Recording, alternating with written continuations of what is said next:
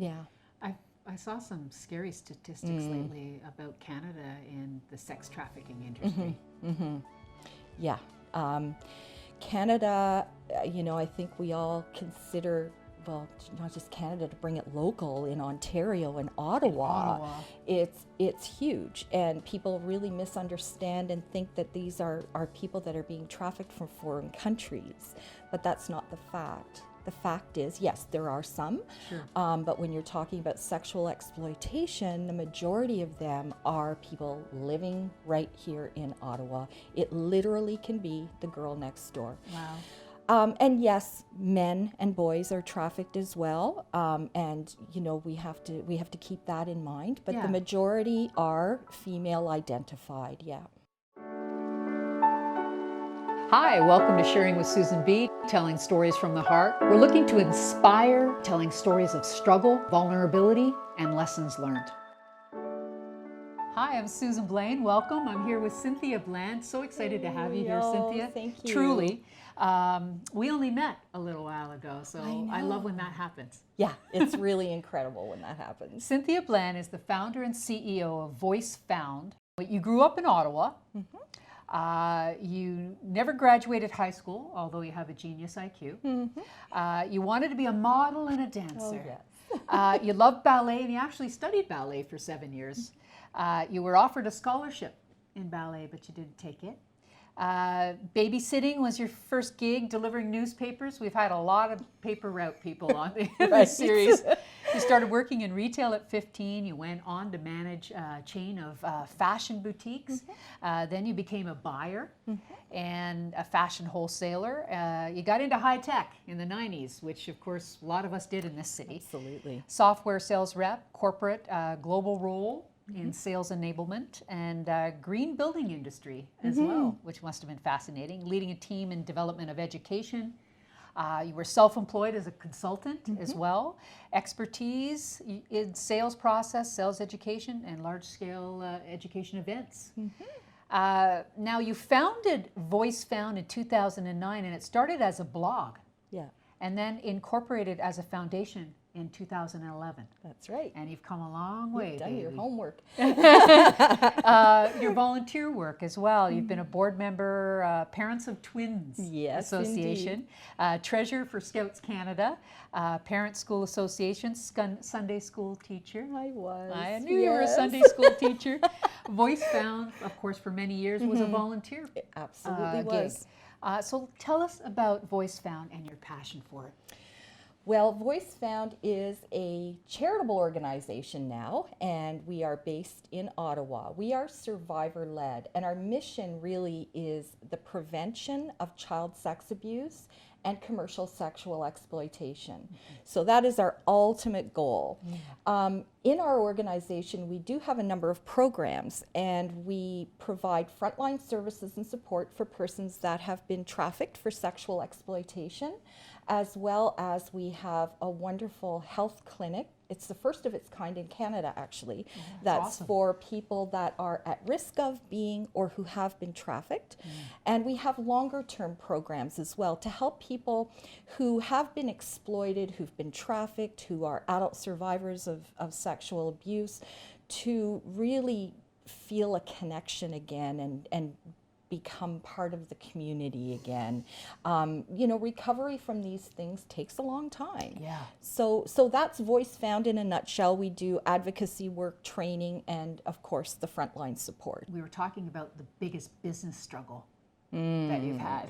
Because this is a business, even It though is. it's a charity, it still works as a business. Oh my goodness, does it And you ever? need money, Yes, right? yes, and I think people forget that that's the pressure, right? Yeah. Not only your passion project, but I have employees, I have, funders, I have stakeholders, I have, You need all programs the things, that need to right? run. All those and things, and yeah. believe me, all those things keep me up at night. I take it seriously, but I think the biggest challenge for me and it has been really practicing more of what I preach, right? Yeah.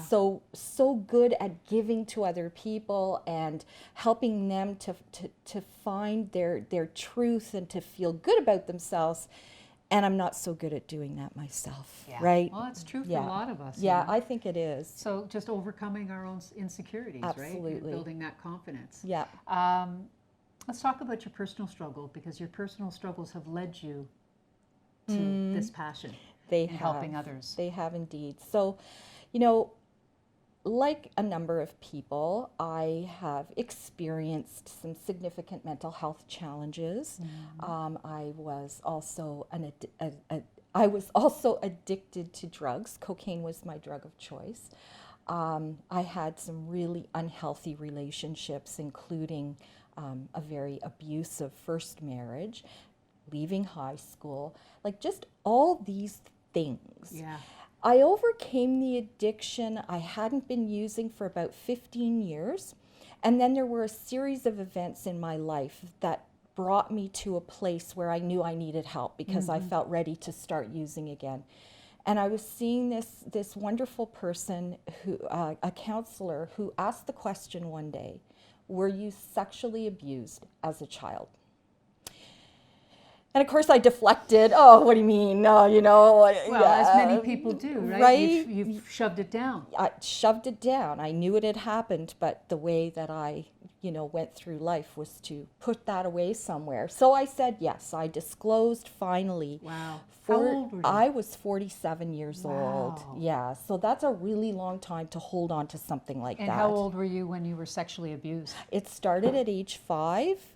And then I was commercially sexually exploited from about age 6 to 7. Wow. So that's where it all started. So recovery, when I disclosed, I thought, great, everything's good now. I'm going to be fixed. I'm fixed. I'm good to go. Finally let that out. Well, of course, that's just the beginning, right? It cracked you open. It really did, and I fell apart. I fell apart and apart and apart, you know, until I started to feel okay, all these fragmented pieces of me, the parts of my life that had never really made sense before, I started to understand the root cause of these things. And that really helped. But it did take a lot of time, and there wasn't a lot of support. And I've not had like a lot of financial support like that I could go and afford all the therapy that's, you know, that's required to really recover.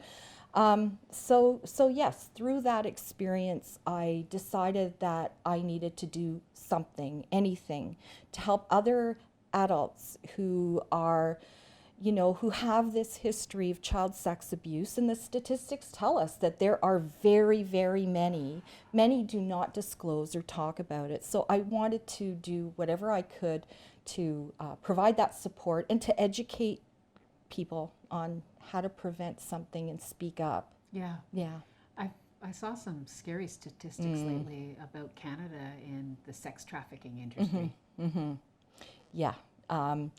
Canada, you know, I think we all consider, well, not just Canada, to bring it local in Ontario and Ottawa. It's huge, and people really misunderstand and think that these are people that are being trafficked from foreign countries, but that's not the fact. The fact is, yes, there are some, but when you're talking about sexual exploitation, the majority of them are people living right here in Ottawa. It literally can be the girl next door. Wow. And yes, men and boys are trafficked as well, and you know we have to keep that in mind. But the majority are female identified. Yeah. It's so shocking to me, and you know, this is a subject that a lot of people are not comfortable with. Let's talk about lessons learned, because there always are. Oh, right? there's so many lessons learned. I think, you know, always to be feel comfortable enough to, you know, let other people take some of it on. You know, I felt like my life was so out of control for such a long time that for a while I was holding on to control. Yeah. Really hanging on to it. And I've learned through working with some incredible people. I have to say I have the best team ever. Wow.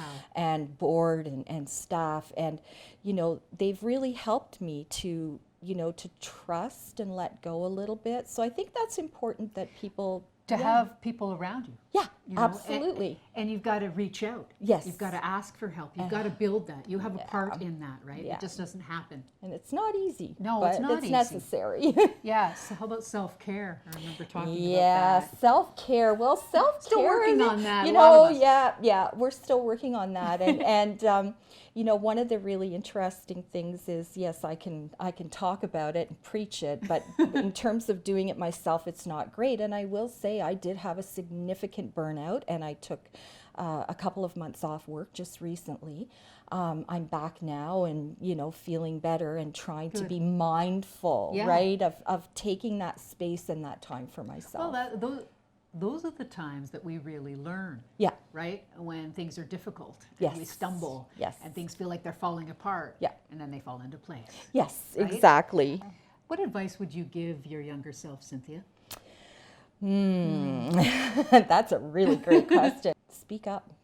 Don't play small. Don't play small.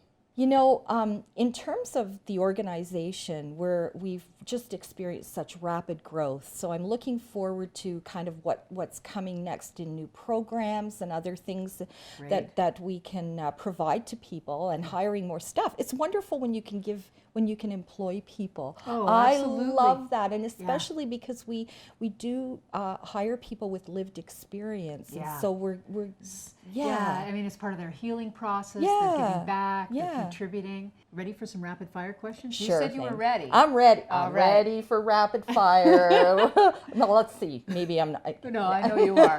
Favorite superhero? My mom. Favorite food? Okay, I gotta say chocolate. Pizza is a close second. Well, and in one sitting, they kind of go together. They do indeed. Someone you admire? Simone Bell.